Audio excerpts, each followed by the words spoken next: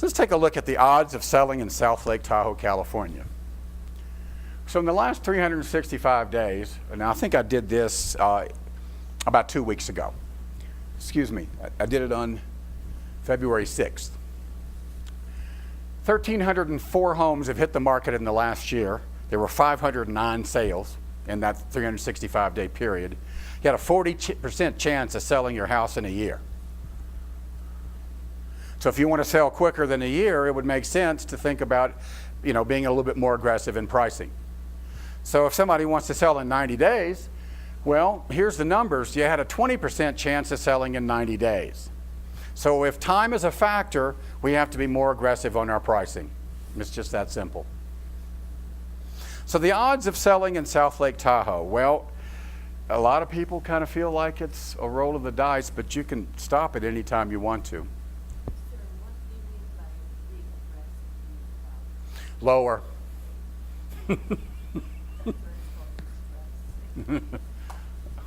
Okay.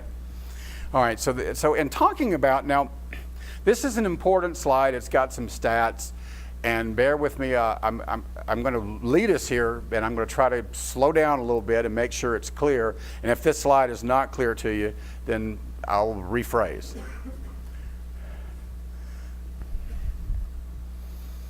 Okay, when I did this was on February the 14th, and there were 513 sales in the last 365 days. 218 of these sales sold in 90 days or less. So that's 42.5%, or a little bit less than half of the sales here sold in 90 days or less. That's quick, folks. And those homes sold at 96% of original list price. And the average list price of these homes was $365,996. So when we started doing this study for this particular session, I wanted to find out what the characteristics were of these homes that sold this fast that were listed at $300,000 or less. So a little bit more than half of this number were listed at $300,000 or less that sold quick, 90 days or less. And these particular homes sold at 95.3% of list price, which is a good deal. That's great.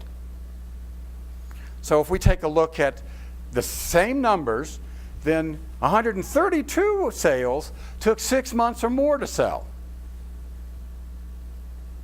It was actually 25%. And these homes that took 6 months or more to sell, compared to these, they sold at 75.2% of list price.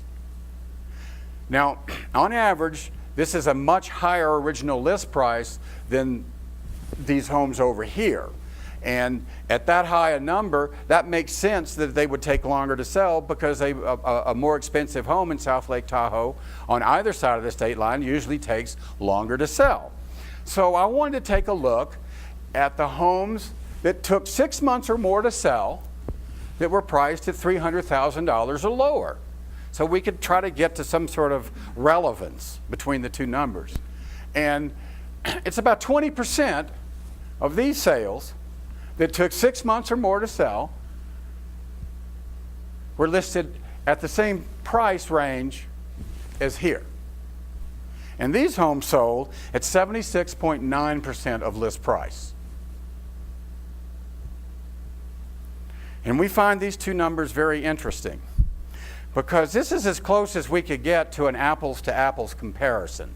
We're looking at homes that the market accepted quickly at 96% of list 95.3% of list price, and then we're looking at homes that were priced essentially in the same price range, under the same dynamic, except for they take more than twice as long to sell, and they get this much of list price, of this price, right?